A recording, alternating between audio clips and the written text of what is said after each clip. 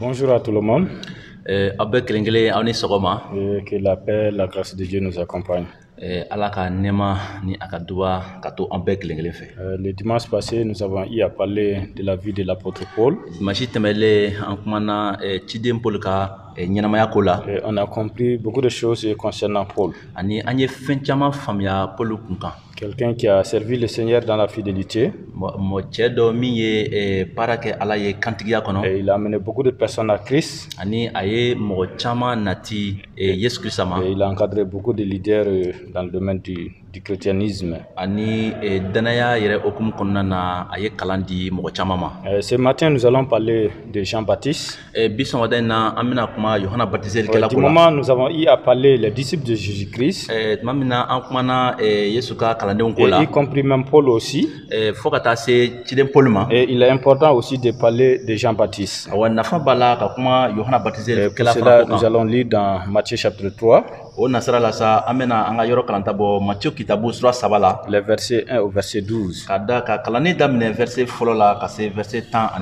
Je vais demander à mon frère Amos de nous dire en bambara. Matthieu kitabu sura saba a verset kele ka kalan ka se 10 ani 2 ma n'a sɔrɔ an b'a kalan. Yohana batizelikɛla ka wajuli ko o donw na Yohana batizelikɛla nana Jude kungokolo kɔnɔ ka wajuli daminɛ. A tun bɛ weleweleda ko a ye nimisa aw ka jurumuw la ka tugu ni sankolo masaya surunyana. Kira Ezayi tun kumana mɔgɔ min ko la Yohana do. Ezayi ko pɛrɛnkan bɛ bɔ kungokolon kɔnɔ a ye mati ka sira labɛn ka a ka sira misɛnw latile. Yohana ka fini tun dilara ni ɲamɛsi ye. A ka cɛsirilan tun ye wolo ye. A ka dumuni tun ye ntɔn ni wokɔnɔ di ye. Mɔgɔw tun bɛ taa Yohana sɛgɛrɛ ka bɔ Jerusalem ni Jude bada la ani Jude jamana bɛɛ la. U tun bɛ u jɔ u ka jurumuw la. Yohana tun bɛ u baptiser Jourdain baji la. Verset 7. Yohana y'a ye tuma min na ko farisɛnw caman ni saducéens caman nana a fɛ ka baptiser. A y'a fɔ u ye ko fɔnfɔnnidenw jɔnni ye aw lasɔmi ko aw ka boli Ala ka dunuya nata ɲɛ. Kɛwale minnu b'a jira ko aw nimisara aw ka jurumuw la a ye olu kɛ. Aw kana a fɔ aw yɛrɛw kɔnɔ ko Ibrahima ye aw fa ye. Tiɲɛ la ne b'a fɔ aw ye ko Ala bɛ se ka nin kabakuru yɛlɛma ka o kɛ Ibrahima bɔnsɔnw ye. Hali sisan jele talen bɛ jiriw dili tigɛli kama ka ban. Jiri o jiri tɛ den ɲuman kɛ o bɛ tigɛ ka fili tasuma la. Ne kɔni bɛ aw baptiser ji la ka jira ko aw nimisara aw ka jurumuw la. Nka dɔ bɛ na ne kɔ o fanga ka bon ni ne ta ye. Hali ne man kan ni a ka sabara boli yɛrɛ ye a sen na. O na aw baptiser ni sanu ni tasuma la. Verset 12. A ka nɔfɛ minɛnw bɛ a bolo. A na a ka nɔgosi fiɲɛ ka bɔ ɲaga la. A na a ka ɲɔkisɛ kɛ jiginɛ kɔnɔ ka a ɲɛɲɛ jeni tasuma sabali la. Ala ka duwa da ka yɔrɔ kalanne. Amin. Merci beaucoup. Merci. Nous continuons avec la vie de Jean-Baptiste. Oui, Jean-Baptiste, c'est le précurseur de Jésus-Christ qui est venu avant Jésus. Pour préparer le chemin pour le Seigneur. Pour préparer les hommes à accepter quand Christ serait venu. Donc il est le fils de Zacharie. Zacharie Dengedo et Élisabeth.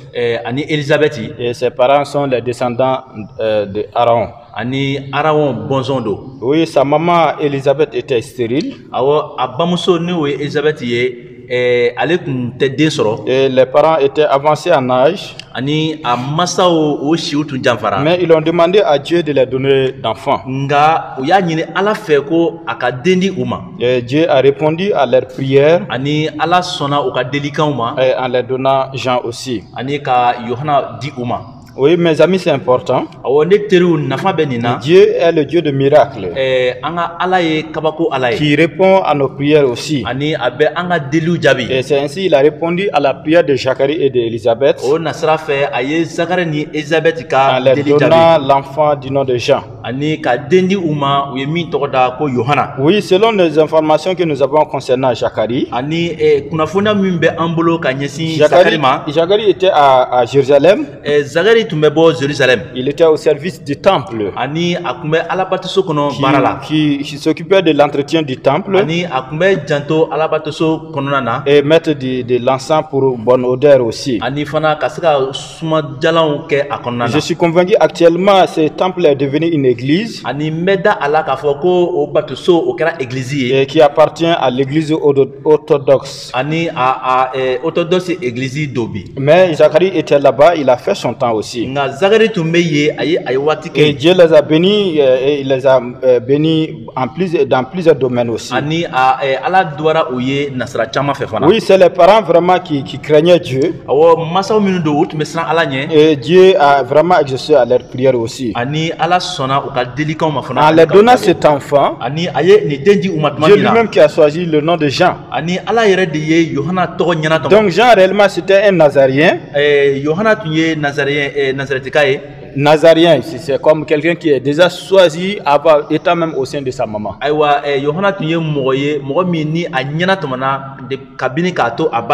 il est comme Samson. Il est comme Samuel. Même Jésus est aussi Nazarien. Oui, Jean, son nom signifie miséricorde ou grâce de notre Dieu. Donc, Baptiste, c'est vraiment le titre officiel, office d'office qu'il a eu. Donc, c'est pour cela son nom est accompagné par Jean Baptiste. Luc chapitre 1, le verset 8 au verset 17. Chapitre 1, le verset 1 au verset 8 au verset 17. Le texte nous dit que l'ange a dit l'enfant serait rempli du Saint-Esprit dès sa naissance. Et il serait appelé vraiment celui qui va préparer le chemin au Messie. Et qui réellement il a un message de repentance. Qui est adressé au peuple pour accepter le Messie qui va venir aussi.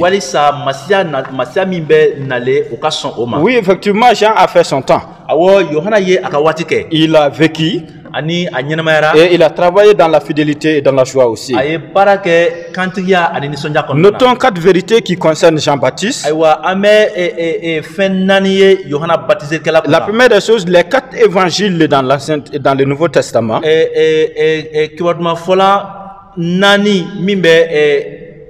dans le Nouveau Testament disent que réellement Jean était un homme fidèle et réellement quelqu'un on peut imiter aussi. Et les 4 ont parlé de Jean-Baptiste et ils ont rendu vraiment un témoignage à propos de Jean. Oui, la deuxième vérité que nous voyons, Dieu lui-même a choisi Jean pour que Jean puisse venir avant Jésus et pour préparer le chemin vraiment de Christ aussi. Pour dire aux hommes et aux femmes d'abandonner le mal et chercher le vrai Dieu. Accepter le Messie qui va venir vous donner la vie éternelle. Oui, sa mère Élisabeth était une cousine à Marie, mère de Jésus.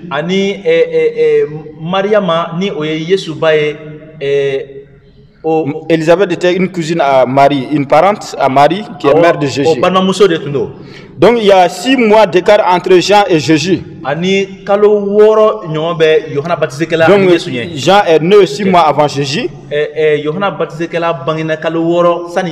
dans le ministère aussi, il est en avance sur Jésus aussi. Oui, bon, ils n'ont pas travaillé ensemble, mais Jésus l'a trouvé sur terre et ils ont fait un moment séparément.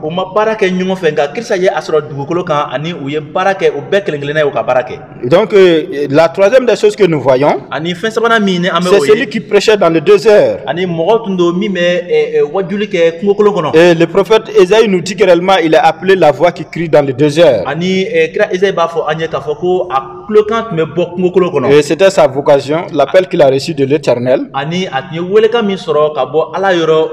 Et il a accompli dans la fidélité aussi. Quatrième vérité que nous faut voir, c'est que Jean-Baptiste était un homme ordinaire comme vous et moi. Oui, quand vous regardez le verset 4 de Matthieu 3, on dit que Jean avait un vêtement de poil de chameau et une ceinture de cuir autour de ses reins. Il se nourrissait de sauterelles et de miel sauvage.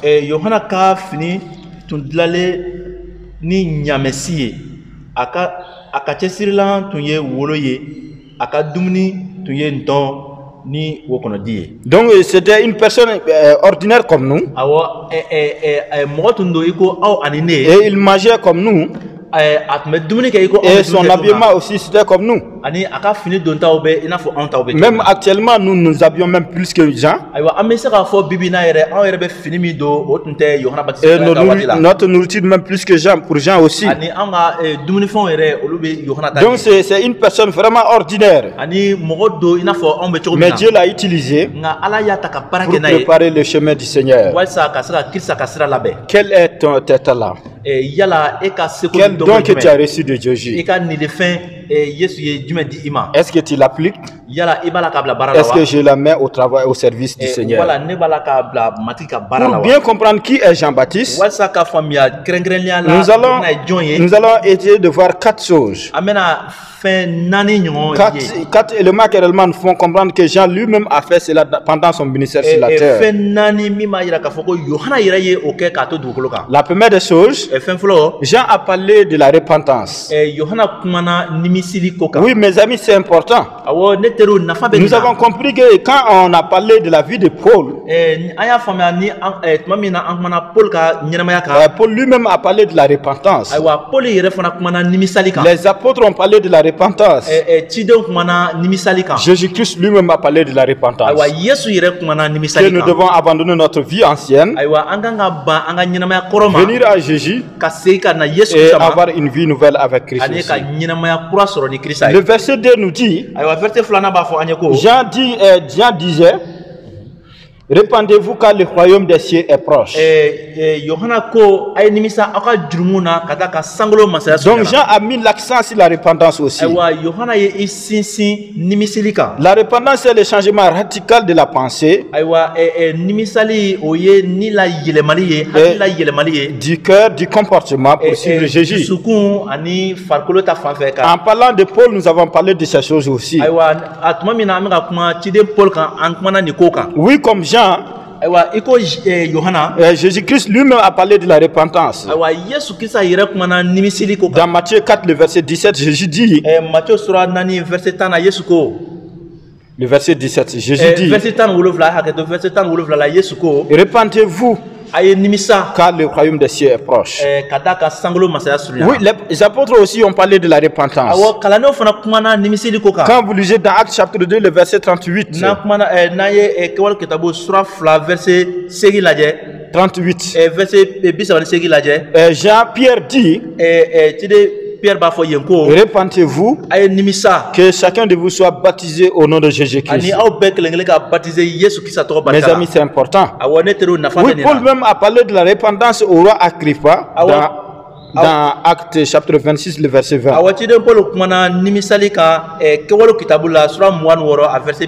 Donc tellement que la repentance est importante que ceux qui sont venus ont parlé de la repentance.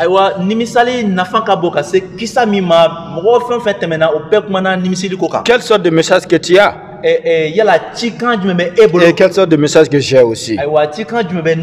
Mais notre message doit être dirigé vers la repentance aussi. Dire aux hommes et aux femmes d'abandonner le mal et venir à Jésus-Christ aussi. Seul le message que nous prêchons au monde doit être réellement un message basé sur la repentance et le salut en Jésus-Christ. Et Romains chapitre 3, le verset 23 nous dit: car tous ont péché et sont privés à la gloire de notre Dieu. D'où l'importance de la repentance. Voici un exemple de la repentance. Ça, c'est le roi David qui a commis le péché avec Bathsheba, qui est la femme d'Uri. Bathsheba même, c'est elle la femme qui est la femme d'Uri. Donc l'acte qu'il a commis, c'est un péché. Mais David lui-même a cherché à couvrir ce péché. Et en couvrant le péché, il a commis encore un autre péché. D'où nous parlons le double péché du roi David. Et quand vous lisez dans 2 Samuel chapitre 11, il y a le double péché du péché du roi David qui est là-dedans. Et en commentant l'adultère avec cette femme, et la femme elle a conçu un enfant. Et c'est réellement en produisant cette situation, il a tué aussi le mari de cette femme. Et il a marié aussi cette femme. Donc selon lui, tout est couvert. Et tout marche bien maintenant. Mais plus tard, dans 2 Samuel chapitre 12, Dieu envoie un prophète au roi David. Ça, c'est le prophète Nathan. Prophète. Le prophète est venu auprès du roi David et il a donné une histoire à David.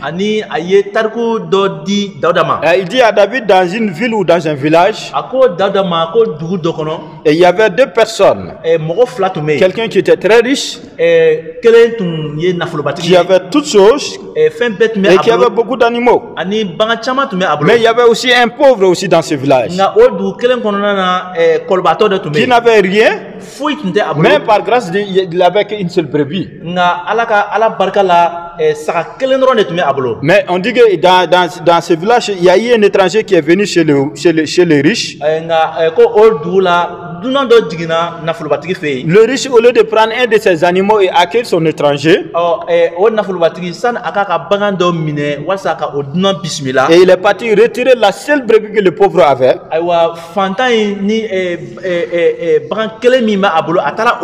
Et pour accueillir et tuer cet animal et accueillir son étranger. Et après l'histoire, Nathan dit à David, comme tu es roi, tu es juge aussi, parle-moi la réaction du roi et du riche. Est-ce que c'est normal ou ce n'est pas normal? On dit que David s'est mis en colère contre ces riches. Il dit que réellement ce roi doit être arrêté et puni selon la loi, et qu'on doit le faire rembourser 4 fois la brebis qu'il a retirée aux pauvres.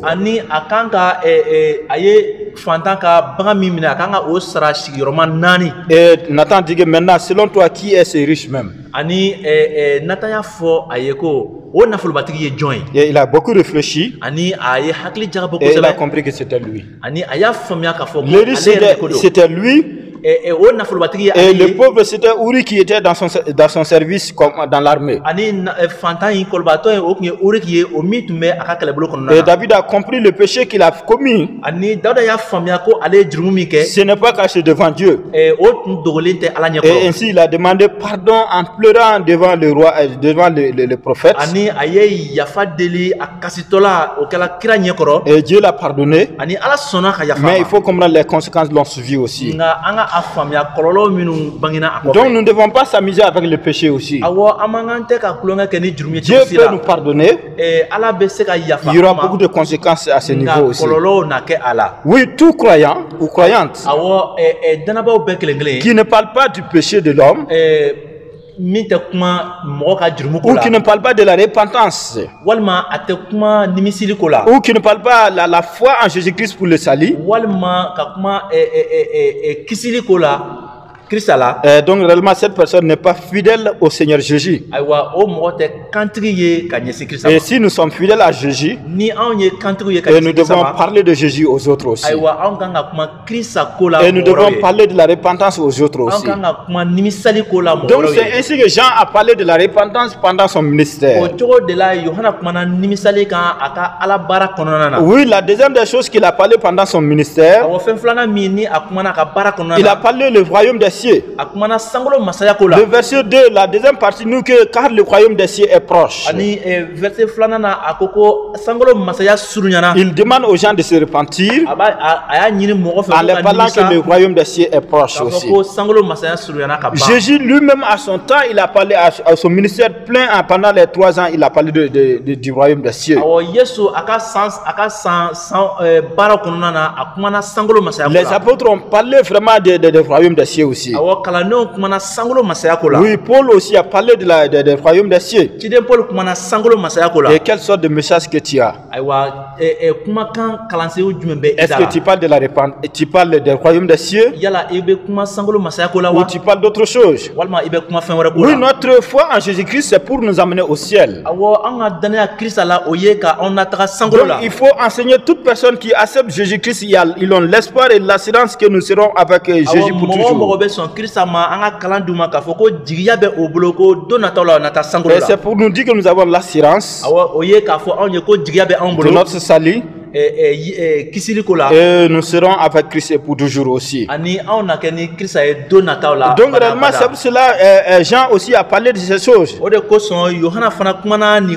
En parlant de ce royaume des cieux, il dit que Christ est le roi de ce royaume aussi. Quand on parle d'un royaume, il faut avoir un roi à ce niveau aussi. Donc Jésus-Christ c'est lui le roi. Et nous serons avec lui et pour toujours aussi. Selon Jean 3, le verset 5 au verset 7 nous dit, nous connaissons bien que nous serons des citoyens de ce royaume aussi. Oui, mes amis, c'est important par naissance spirituelle en Jésus-Christ aussi.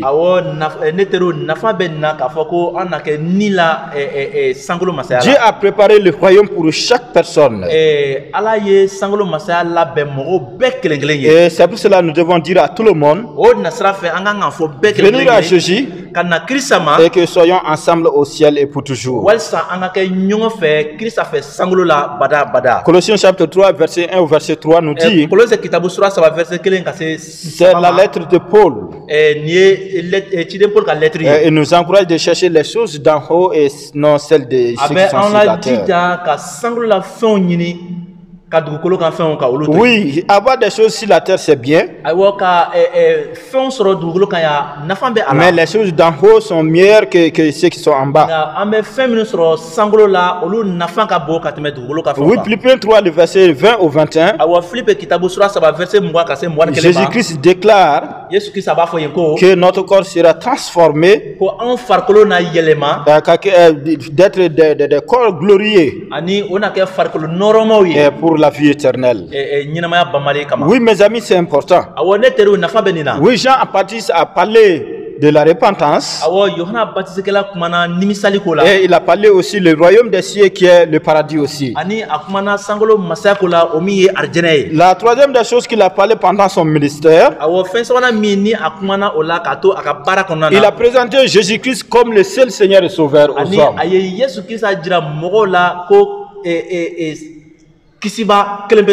Donc dans Matthieu 3, le verset 11, Jean déclare, je vous baptise d'eau pour vous amener à la repentance. Mais lui, il vous baptisera du Saint-Esprit et de feu. Jean a montré clairement, lui, il a la possibilité de vous faire changer votre avis. Pour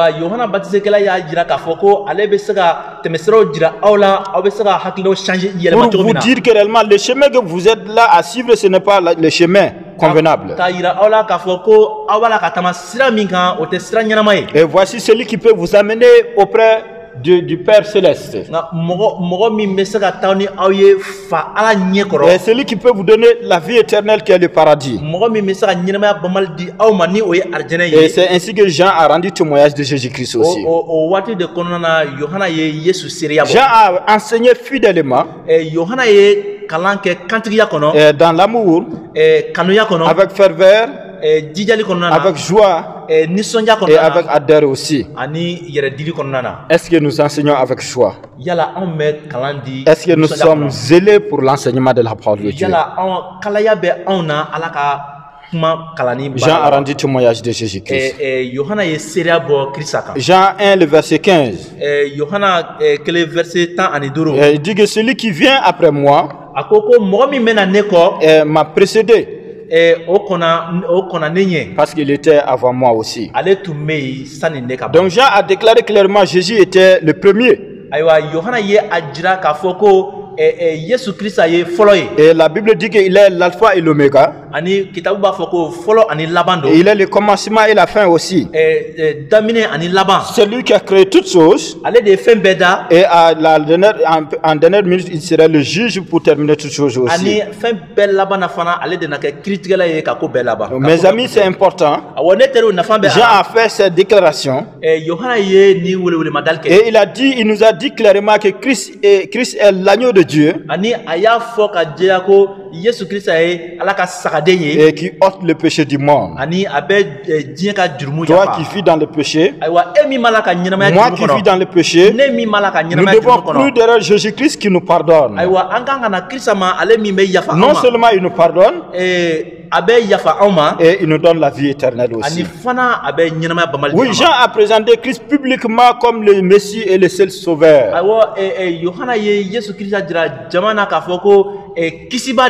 Les gens qui sont derrière toi, ceux qui t'entourent, est-ce que tu les présentes publiquement Christ comme Seigneur Sauveur?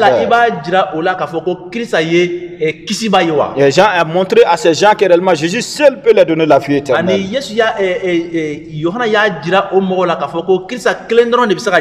Et en plus de cela, il a parlé de la divinité de Jésus aussi. Jean 1, le verset 34. Il dit que j'ai vu, j'ai rendu témoignage que Jésus est le Fils de Dieu. Oui, mes amis, c'est important. Il a montré publiquement au peuple que Jésus-Christ est le Fils de Dieu. C'est ainsi que Jean a œuvré pendant son temps en plein service.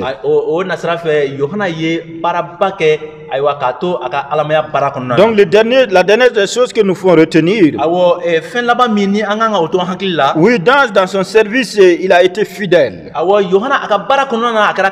c'est pour cela qu'il dit que la fidélité à Dieu est toujours récompensée. Vous et moi, si nous sommes fidèles à notre Dieu, nous aurons la récompense aussi. Quand vous lisez dans Matthieu chapitre 11, le verset 11, Jean a dit réellement la récompense c'est rendu par notre Dieu aussi.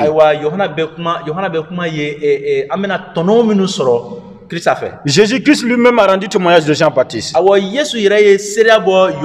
dit que réellement cet homme, il est le plus grand. Et il a accepté de faire tout ce qui pour l'accomplissement de la loi. Quand Jésus est venu auprès des gens pour être baptisé, Jean a dit que non, je ne suis pas digne de te baptiser. Jésus a dit que non, pour l'accomplissement de la loi, il faut accepter. Et c'est ainsi que Jean a baptisé Jésus. Et le Saint-Esprit est descendu sur Jésus sous forme de colombe. Et Jean a rendu témoignage. Il a rendu témoignage que cet homme réellement c'est le Fils de Dieu. Et Jean a été fidèle dans son service. Et il faut ne pas oublier que Dieu n'oublie pas de ce que nous le rendons aussi. Hébreux chapitre 6, le verset 10. On dit que nous disons Dieu n'est pas injuste. N'est pas injuste pour oublier notre travail. Mais il va nous récompenser par amour et pour sa gloire. Dans 1 Corinthiens chapitre 15, le verset 58, il nous encourage de travailler de mieux en mieux, que notre travail ne sera pas vain dans le Seigneur. Oui, mes amis, Jean a été fidèle. Et à la fin, il a été arrêté. Et du fait qu'il a dit au roi, du fait qu'il a retiré la femme de son frère, ce n'est pas digne.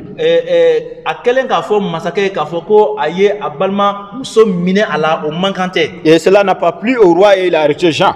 Et il a torturé Jean. Il a fait beaucoup de mal. Mais à la fin, il a été décapité aussi. Oui, Jean n'a pas eu peur de dire cette vérité à ses hommes et à ses femmes. Et il a été fidèle dans son service jusqu'à la mort. Nous devons être fidèles à Jésus-Christ jusqu'au retour de Jésus ou jusqu'à la mort. Apocalypse chapitre 2, le verset 10 nous dit: soyez fidèles jusqu'à la fin. Et tu auras la couronne de vie. Et que Dieu nous bénisse. Qu'au retour de Jésus-Christ, qu'il nous dise: bon fidèle serviteur, et entre dans la joie de ton maître. Entre dans la joie de ton maître. Que Dieu vous bénisse. Et bon dimanche.